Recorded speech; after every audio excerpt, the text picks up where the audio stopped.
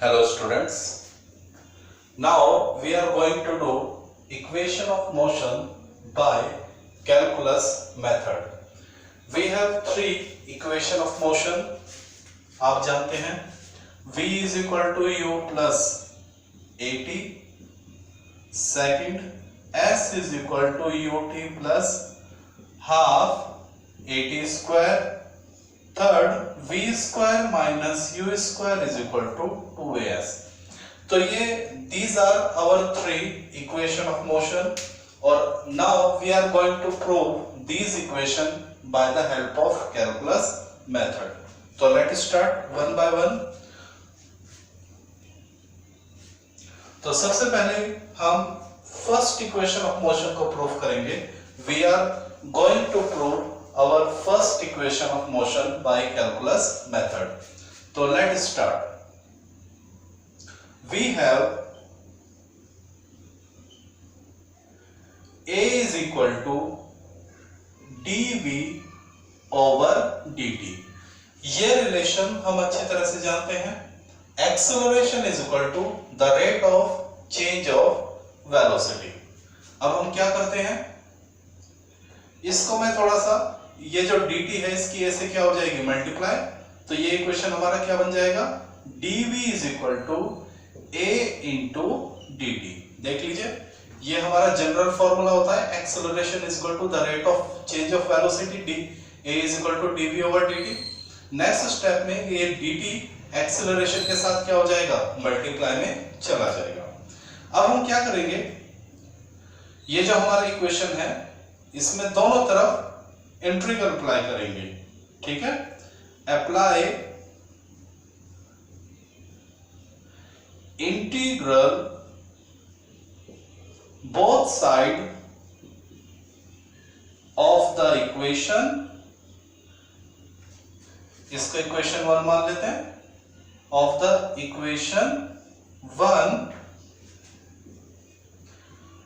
With limits.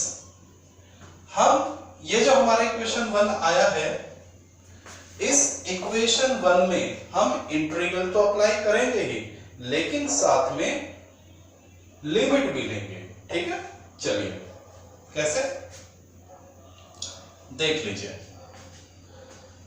तो हमारे पास इक्वेशन है dv is equal to a dt. ये हमारा equation number 1, dv is equal to a dt. तो हमने क्या करना है, इंटीग्रल अप्लाई करना है. तो ये होता है इंटीग्रल का सिंबल. देख लीजिए, हमने दोनों तरफ क्या अप्लाई करा. ये हमारा इक्वेशन नंबर 1 था, dv is equal to a dt, और हमें क्या करना है, दोनों तरफ इंटीग्रल करना है. तो ये भी इंटीग्रल और यहां, तो हमने दोनों तरफ क्या अप्लाई कर लिया, इंटीग्रल अप्लाई कर लिया. अच्छा, अब इंटीग्रल के साथ साथ हमें क्या लेनी है, लिमिट्स और लेनी है. केवल इंटीग्रल से काम नहीं चलेगा, लिमिट भी लेनी पड़ेगी. लिमिट यानी ये जो हमारा इंटीग्रल है ये कहां से कहां तक एग्जिस्ट करेगा. तो ये इंटीग्रल आपने किस पे अप्लाई किया, v पर. ये इंटीग्रल आपने अप्लाई किया किस पर, t पर. t यानी टाइम, v यानी वेलोसिटी. तो ये इंटीग्रल अप्लाई किया आपने वेलोसिटी पे, ये इंटीग्रल अप्लाई किया आपने टाइम पे. आप कहेंगे सर a का क्या रोल है. देखिए, इंटीग्रल उसी के ऊपर अप्लाई होता है जो d के साथ होता है. देखिए यहाँ d किसके साथ है, v के साथ, और यहाँ d किसके साथ है, t के साथ. d का मतलब क्या था, विद रिस्पेक्ट टू. तो यहाँ इंटीग्रल देखिए, integral with respect to velocity, integral with respect to time.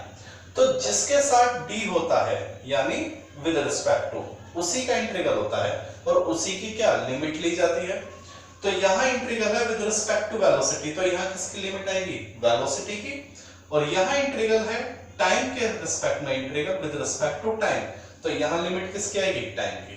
तो लिमिट लेते हैं. देखिए लिमिट कैसे ली जाएगी. तो हम कहेंगे when t is equal to 0, जब टाइम क्या था, 0.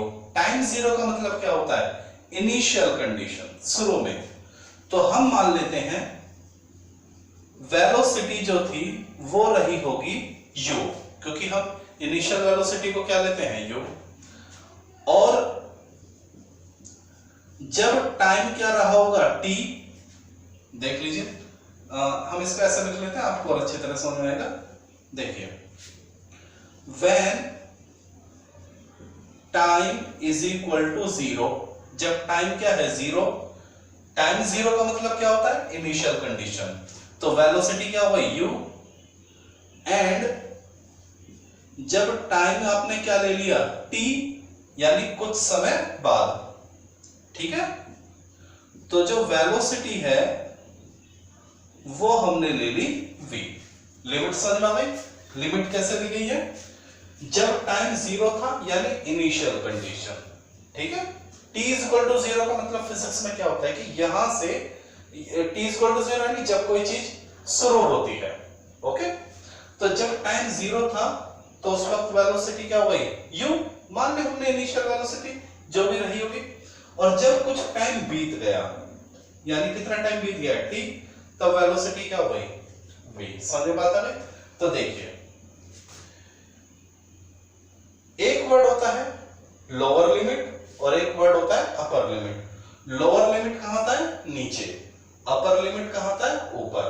तो जो लोअर लिमिट होता है वो होती है इनिशियल वैल्यू, और अपर लिमिट क्या होती है फाइनल वैल्यू। ये भी आप जरा ध्यान रखिए। तो यहां क्या आता है लोअर लिमिट, लोअर लिमिट यानी इनिशियल।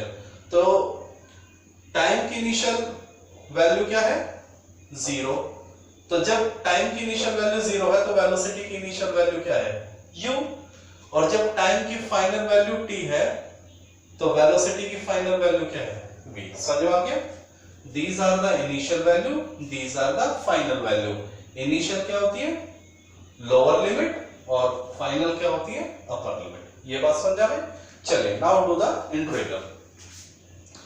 ओके बेटा, अब जिन बच्चों ने पिछला वीडियो ध्यान में देखा था तो वहां मैंने आपको क्या बताया था, कुछ बातें बताई थी। क्या? देखिए पहले तो अगला स्टेप कर लेते हैं। मैंने आपको एक बात बताई, यहां देखिए जिनके साथ d होता है वो कहलाते हैं वेरिएबल, और जिनके साथ d नहीं होता वे कहलाते हैं कांस्टेंट। तो यहाँ d किसके साथ है v के साथ, तो v क्या हो गया वेरिएबल। यहाँ d किसके साथ है t के साथ, तो ये वेरिएबल, तो a क्या कहलाएगा कांस्टेंट। जिसके साथ d नहीं होता वो कांस्टेंट कहलाता है। कांस्टेंट इंटीग्रल से क्या आ जाता है बाहर आ जाता है। तो अगले स्टेप में आप क्या करेंगे, लिमिट v से u, वो u से v dv, और एक्सेलरेशन यानी a कहां जाएगा इंटीग्रल से बाहर 0 से t dt। क्या ये स्टेप आपको समझ में आ गया? ये स्टेप कैसे हुआ? क्योंकि a क्या है कांस्टेंट। कौन होता है इंटीग्रल में हम किसको कांस्टेंट लेते हैं जो d के साथ नहीं होता, तो और कांस्टेंट इंटीग्रल से बाहर आ जाते हैं। क्या ये बात समझ आ गई? Okay next step.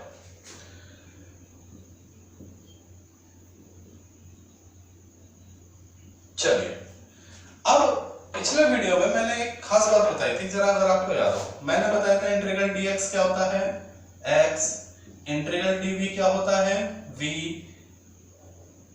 Integral dy क्या होता है y, इंटीग्रल dt क्या होता है t। बताया था जब इंटीग्रल के बाद एकदम d होता है तो एक दूसरे को कैंसिल आउट कर देते हैं, तो केवल ये बचता है। तो लेट्स सी क्या दिखाई दे रहा है इंटीग्रल dv, तो आप समझदार हैं, केवल क्या बचेगा v बचेगा, ये दोनों कैंसिल आउट, केवल v बचेगा। लेकिन हमारे पास क्या है लिमिट भी है, अपर लिमिट और लोअर लिमिट। अपर लिमिट क्या है v, लोअर लिमिट क्या है u। a as it is integral dt बताइए, आप कहेंगे सर t आएगा, इंटीग्रल dt क्या हो जाएगा t, ऊपर t, अपर लिमिट और 0। क्या ये बात समझ में आ गई? ओके। फिर मैंने आपको सिखाया था अपर लिमिट कैसे रखता है, लोअर लिमिट। एक बार अपर लिमिट, फिर लोअर लिमिट, और बीच में क्या आ जाएगा माइनस। तो एक बार तो v की जगह ये रख दीजिए, v की जगह v रख दिया। एक बार इसकी जगह ये रखिए u, और बीच में क्या आ जाएगा माइनस। यहां एक बार अपर वैल्यू और यहां एक बार लोअर वैल्यू और बीच में माइनस। चलिए इधर देखिए, एक बार टी की जगह रखेंगे टी रखेंगे और एक बार टी की जगह रखेंगे 0। समझ में आ गया? Upper limit minus lower limit, ये क्या हो जाएगा? v minus u is equal to a t minus 0, v minus u is equal to a t, और ये हो जाएगा v is equal to u plus, देखिए ये v उधर जाके क्या हो जाएगा? प्लस का हो जाएगा। ये जो u माइनस का है, ये जो u माइनस का, ये उधर जाके क्या हो जाएगा? प्लस का।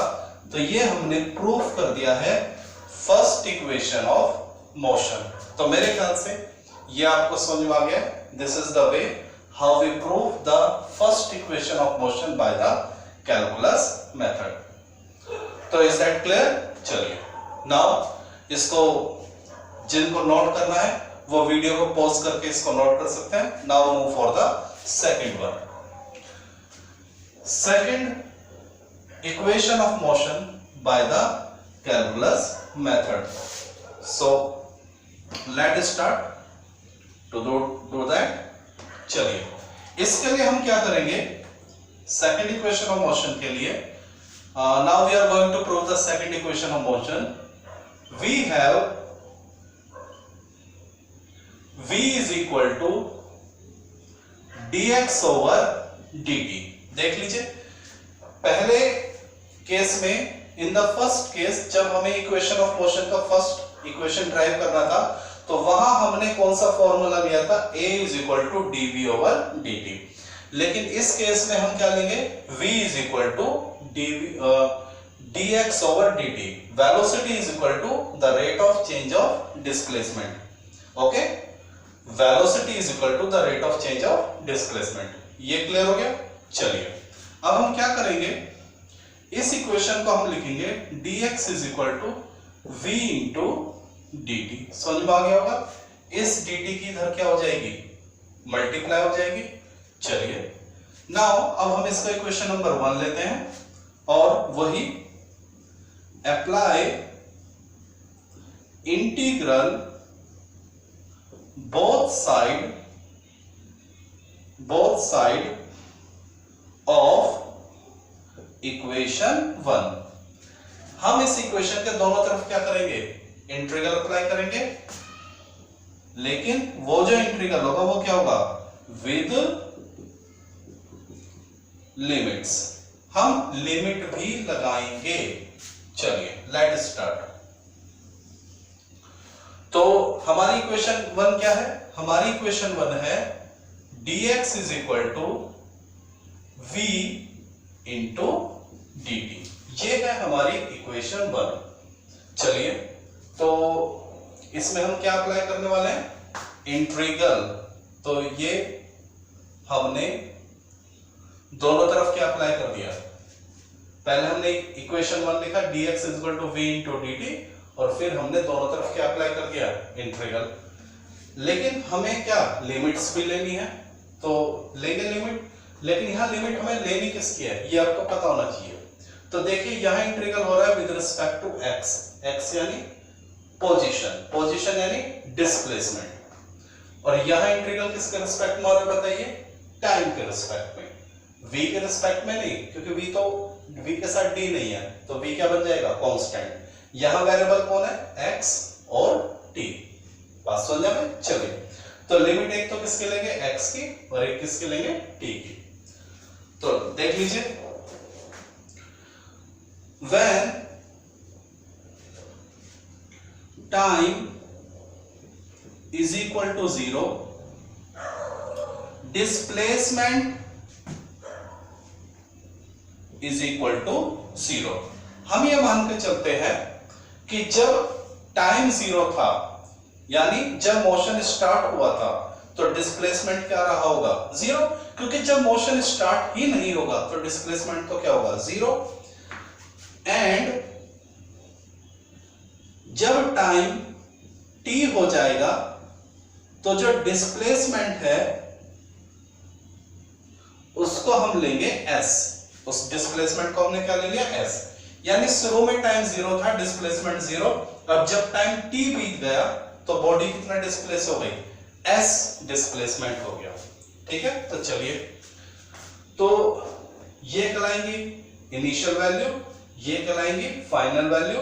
और जो इनिशियल वैल्यू होती है वो क्या होती है, लोअर लिमिट, यानी जब टाइम 0 था तो डिस्प्लेसमेंट क्या था, 0, और जब टाइम t बीत गया तो डिस्प्लेसमेंट कितना हो गया, s। तो समझ में आ गया आपको, चलिए very good. Now move on, next step में integral 0 to s dx is equal to, देखिए चलिए अब हम क्या करेंगे अगले स्टेप में, इंटीग्रल 0 to t, ये जो v है इस v की हम क्या रखेंगे, वैल्यू पुट करेंगे। v की हम क्या पुट करेंगे, वैल्यू। कौन सी वैल्यू, जो भी हमने प्रूफ करी है। अभी हमने इक्वेशन नंबर 1 तो प्रूफ कर दी ना कि v is equal to u plus at। तो ये जो v है इसकी जगह मैं क्या ले लूं, u प्लस at। देख लीजिए समझ में आ गया, हमने v की जगह क्या लिख लिया, u plus at। Next 0 to s dx, अब देख लीजिए 0 to t, इस dt की इन दोनों से क्या हो जाएगी, मल्टीप्लाई, तो u dt plus a t into dt। देख लीजिए मैंने इस dt की इन दोनों से क्या कर ली, मल्टीप्लाई। नेक्स्ट स्टेप में 0 to s dx, अब हम क्या करेंगे, इस इंटीग्रल को इसके साथ भी अप्लाई कर देंगे और इस इंटीग्रल को इसके साथ भी अप्लाई कर देंगे। ये रूल है इंटीग्रल का, क्या देख लीजिए, नोट कर लीजिए इसको। इंटीग्रल का रूल है, मान लीजिए दो चीज है f1 और f2, तो ये हो जाएगा integral of f1 plus integral of f2। यानी अगर कोई भी दो फंक्शन है, f1 और f2 कोई भी दो फंक्शन है और उन पूरे पर उसका इंटीग्रल है, तो हम उस इंटीग्रल को क्या कर सकते हैं, बाय पार्ट्स कर सकते हैं, अलग अलग लेके जा सकते हैं। ठीक है, तो ये आपका रूल है, इसको नोट कर लीजिए। ठीक है, ओके। अब हम क्या करेंगे, यहां पे दो टर्म है u dt और दूसरी टर्म क्या है, at dt। तो u dt एक टर्म तो ये है और दूसरी क्या है, at dt, बीच में क्या है, प्लस। तो इंटीग्रल इसके साथ भी आ जाएगा और इंटीग्रल इसके साथ भी आ जाएगा। समझ में आ गया, इस इंटीग्रल को इसके साथ भी अप्लाई कर दिया और इस इंटीग्रल को इसके साथ भी अप्लाई कर दिया। ओके, चलिए next 0 to s dx is equal to, अब देखिए ये इंटीग्रल किसके रिस्पेक्ट में, टाइम के रिस्पेक्ट में, तो u क्या है, कांस्टेंट, तो वो बाहर आ जाएगा, तो u बाहर आ जाएगा। Integral 0 to 0 dt dt। चलिए बताइए यहां से क्या बाहर आ जाएगा, a बाहर आ जाएगा, 0 से t dt। आप कहेंगे सर a तो बाहर आ गया, t बाहर क्यों नहीं आया। देखिए डिफरेंशियल किसके रिस्पेक्ट, वो इंटीग्रल, जो इंटीग्रल है वो किसके रिस्पेक्ट में हो रहा है, टाइम के।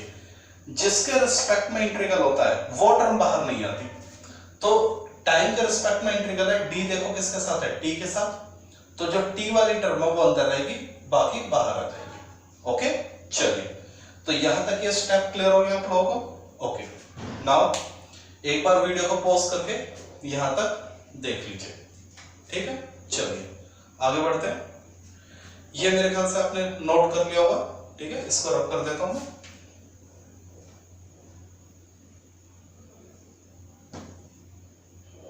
ओके,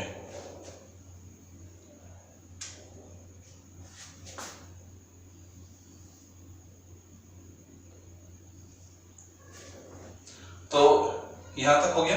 चलिए नाउ अब इंटीग्रल करते हैं। तो देखिए इंटीग्रल dx बताइए क्या हो जाएगा, यही कर लेते हैं थोड़ा सा। इंटीग्रल dx आप कहेंगे x हो जाएगा। वेरी गुड, अपर लिमिट लोअर लिमिट। चलिए यहां करते हैं अच्छी तरह से। ओके, इंटीग्रल dx बताइए क्या हो जाएगा, x upper limit lower limit. u as it is बताइए इंटीग्रल dt क्या हो जाएगा, t अपर लिमिट और lower limit plus a as it is रहेगा। अब बताइए इंटीग्रल dt क्या हो जाएगा। बेटा इसमें लग जाएगा, याद आ रहा है x की पावर n का फॉर्मूला आपको सिखाया था। x की पावर n का फॉर्मूला क्या था, x की पावर n+1 ओवर n+1। तो अगर मैं n x ले लेता हूं, यानी n का काम कौन कर रहा है, 1, तो ये क्या हो जाएगा x²/2। तो देखिए dt क्या हो जाएगा, t²/2 हो जाएगा, नहीं हो जाएगा। बस x के क्या है t। ये जब हमने डिफरेंशियल सीखा था तो वहां हमने काफी प्रैक्टिस करी थी। चलिए तो यहां a एज इट इज हो गया, इंटीग्रल t dt, इसमें x की पावर n का फॉर्मूला लग जाएगा, तो ये हो जाएगा t²/2 अपर लिमिट लोअर लिमिट। चलिए यहां देखिए, एक बार x की जगह रखेंगे अपर लिमिट और एक बार x की जगह लोअर लिमिट, और बीच में क्या आता है minus. u as it is, एक बार इसकी जगह अपर लिमिट माइनस, इसकी जगह क्या आ जाएगा लोअर लिमिट प्लस a। एक बार इसकी जगह t की जगह t लिखेंगे तो t²/2 माइनस, और t की जगह 0 लिखेंगे तो 0² तो s - 0 s, t - 0 t, और उसकी क्या हो जाएगी ut से मल्टीप्लाई हो जाएगी प्लस a, और ये तो कुछ नहीं बचेगा, सीधा क्या बचेगा half at²। This is the proof of second equation. तो क्लियर हो गया। तो वीडियो को पॉज करके एक बार इस पूरे डेरिवेशन को आप देख लीजिए। चलिए now move on with the third equation of motion. Video को पॉज करके आप राइट डाउन कर सकते हैं। चलिए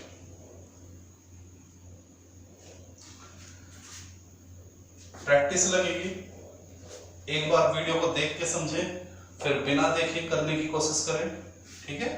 एग्जाम में बहुत ही इंपॉर्टेंट क्वेश्चन है, एग्जाम में आपसे ये जरूर पूछा जाता है।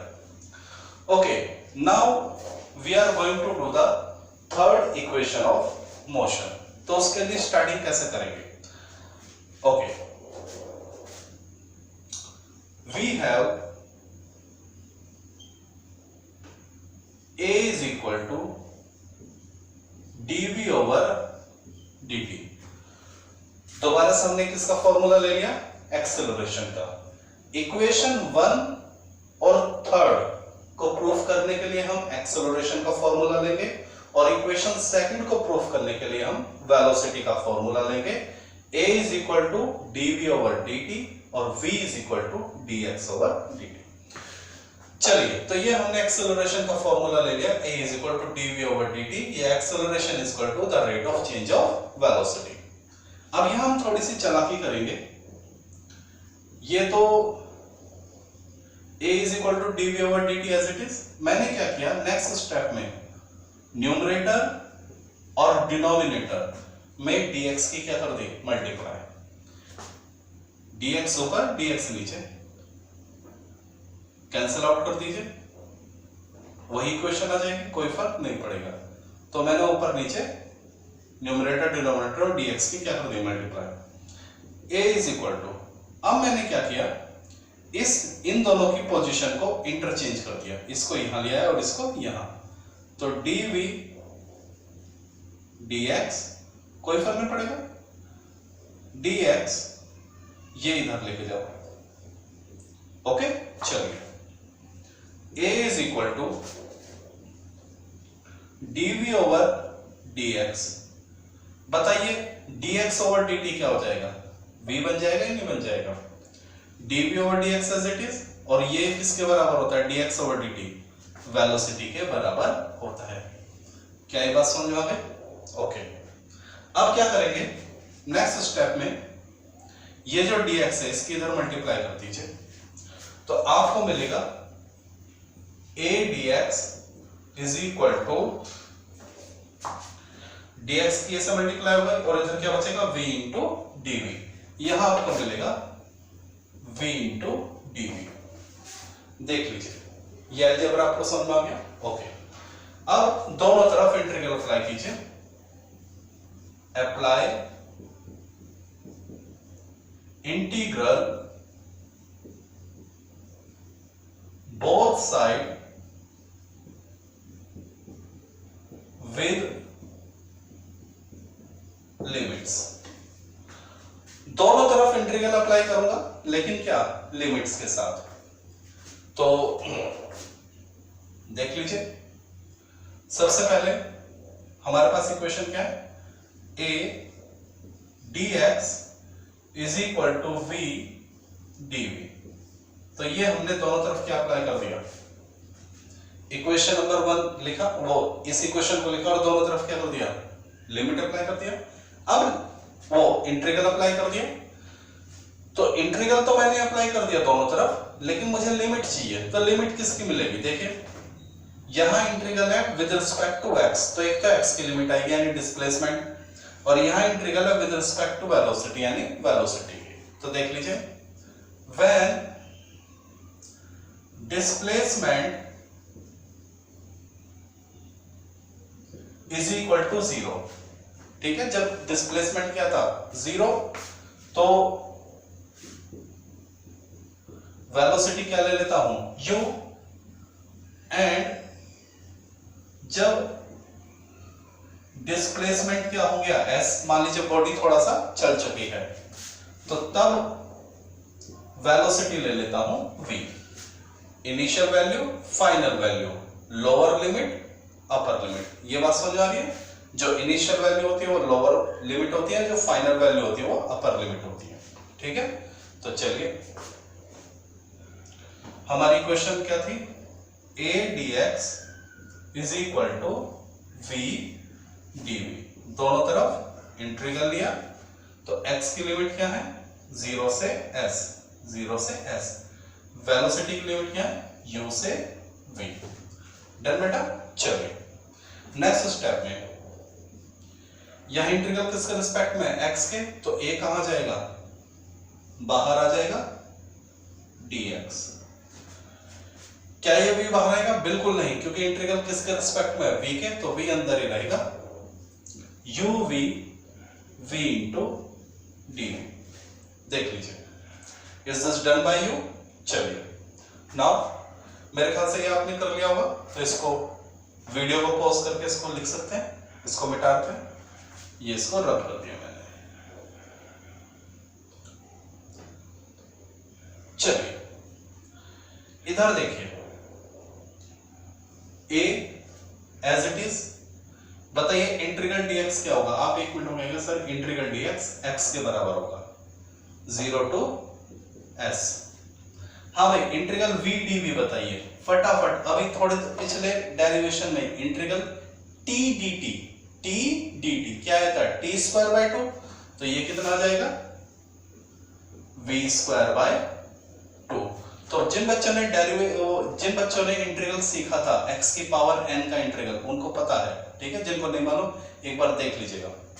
तो v square by 2 limit u से v।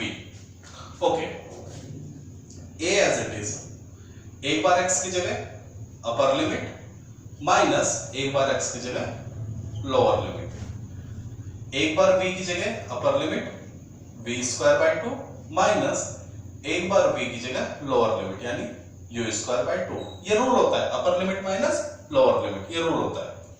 चलिए यहां क्या बचेगा, as, यहां बचेगा v square minus u square upon 2, और ये 2 इधर आ जाएगा, तो 2as is equal to v square minus u square, या v square minus u square is equal to 2as। तो we have done the third equation of motion. तो आपने देखा हमने कैसे इक्वेशन फर्स्ट, इक्वेशन 2 और इक्वेशन 3 प्रूफ किया by the help of calculus method. तो इट इज क्वाइट इंपॉर्टेंट, और ये आपको सीखना जरूरी है एग्जाम के पॉइंट ऑफ व्यू से। सो इनफ फॉर टुडे।